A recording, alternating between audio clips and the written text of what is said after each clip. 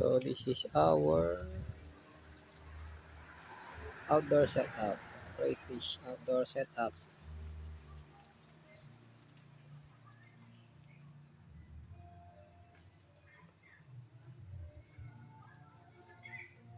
So actually nanganganak na sila dito. Pwede pala yun. Hindi naman namamatay, may mga maliliit po. So almost 1.5 feet po ang lalim ng tubig. So ang setup natin, meron silang option para umakyat at makahinga sa ibabaw. Ayan po sila. Yung iba nasa halaman, yung iba umakyat sa styro. And then yung isa dito sa drainage, mayroon siyang akyatan na plastic wire. Parang chicken wire yan. Yung ginagamit sa mga kulungan. Ayun po. So pagka lacking ng oxygen, ganyan po sila. Gabi. May ibabaw po ang mga crayfish natin.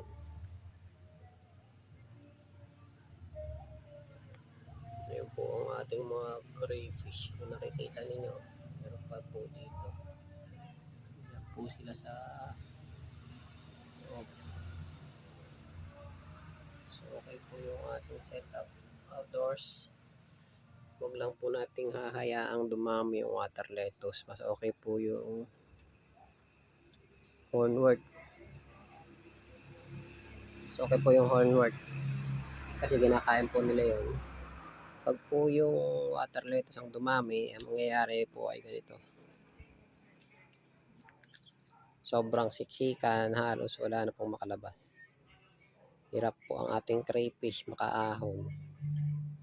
Although may mga nakakaahon, pero yung growth po dito, pagka punong-puno ng water lettuce, hindi maganda. Mas okay po ang pag hornwort po ang dumami. Kagaya nitong setup natin dito. Yung ginagawa ko, binabawasan ko dito sa kabila yung mga water lettuce para hindi magaya sa kabila. Which is yung growth ng mga crayfish doon ay hindi maganda, mga bansot po. Dito ay maganda at then nagkakaroon pa sila ng anak dahil may napansin akong maliliit. Yung mga maliliit kagaya po nito.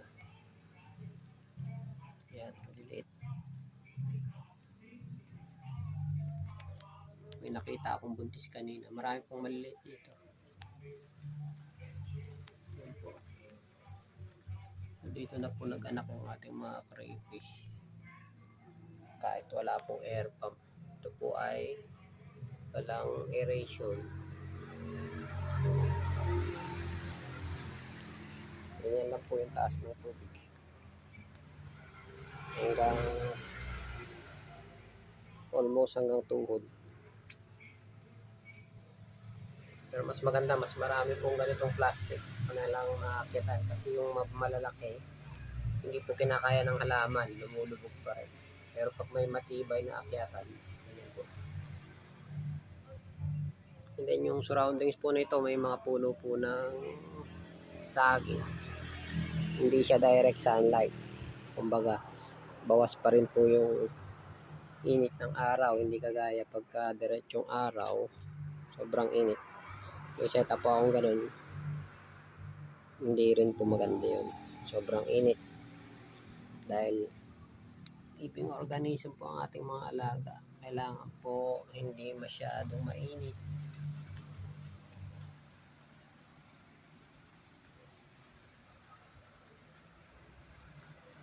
So summer na po. Malapit na rin magtag-ulan. So dapat talaga ma-maintain lang yung lalim ng tubig. Hindi masyadong mataas. And then may akyatan sila kasi yung plants paggabi kumakain po yan ng oxygen sa aking pagkakaalam. Kaya nahihirapan pong huminga ang ating crayfish. Kailangan po nila pumaibabaw. May ibabaw po sila pag gabi. Sobrang dami po kasing hornwort dito. Ayun po ang ating update sa ating outdoor setup.